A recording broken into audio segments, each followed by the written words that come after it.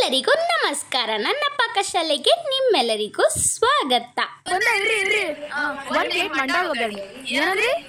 ಮಂಡಾಳ ಒಗ್ಗರಣೆ ಅಂದ್ರ ಚುರುಮುರಿ ಸೂಸ್ಲಾ ಸೂಸ್ಲಾ ಮೇಡಮ್ ಅಂತ ಹೇಳ್ತಾ ನೀನಿಲ್ಲ ಮೇಡಮ್ ಇಲ್ಲ ನೋಡಕ್ಕ ದೊಡ್ಡಂತ ಹೋಟ್ಲಿದ್ದಂಗ ಐತಿ ಚುರುಮುರಿ ಸೂಸ್ಲಾ ಸಿಗುದಿಲ್ಲ ಅಂತಿರಲ್ಲ.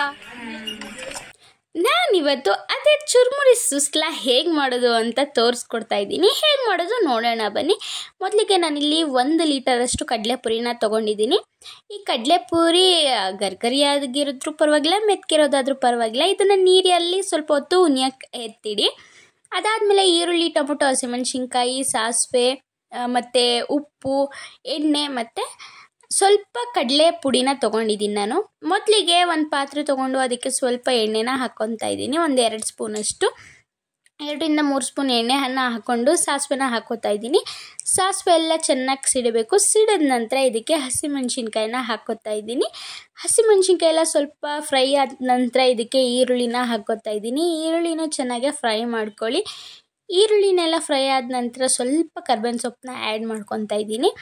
ಇದನ್ನೆಲ್ಲ ಫ್ರೈ ಮಾಡ್ಕೊಳ್ಳಿ. ಇದಕ್ಕೆ ಟೊಮೊಟೊನ ಕೂಡ ಆ್ಯಡ್ ಮಾಡ್ಕೋತಾ ಇದ್ದೀನಿ.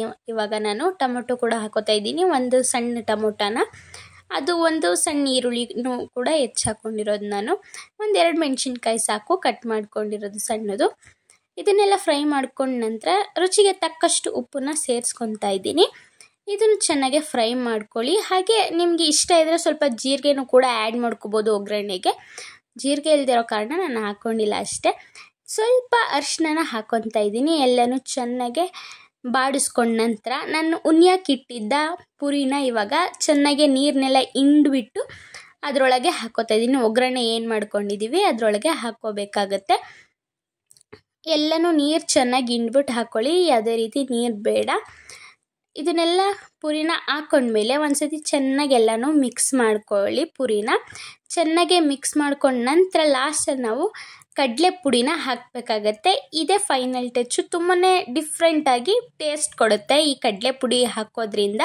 ನಾನಿಲ್ಲಿ 3 ಸ್ಪೂನಷ್ಟು ಕಡಲೆ ಪುಡಿನ ಹಾಕ್ಕೊತಾ ಇದ್ದೀನಿ. ಹಾಕ್ಕೊಂಡು ಚೆನ್ನಾಗೆ ತಿರುಗಿಸ್ಕೊಳ್ಳಿ. ಇನ್ನು ಯಾರು ನನ್ನ ಚಾನಲ್ನ ಸಬ್ಸ್ಕ್ರೈಬ್ ಆಗದೆ ನೋಡ್ತಾ ಇದ್ದೀರಾ, ಬೇಗ ಸಬ್ಸ್ಕ್ರೈಬ್ ಆಗಿ ನನಗೆ ಸಪೋರ್ಟ್ ಮಾಡಿ.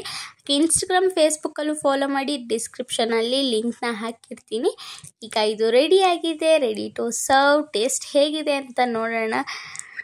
ತುಂಬ ಬಿಸಿಯಾಗಿದೆ, ನೋಡೋಕ್ಕಂತೂ ತುಂಬಾ ಚೆನ್ನಾಗಿ ಅನ್ನಿಸ್ತಾ ಇದೆ. ಬಟ್ ನಾನು ಫಸ್ಟ್ ಟೈಮ್ ಟೇಸ್ಟ್ ನೋಡ್ತಾ ಇರೋದು.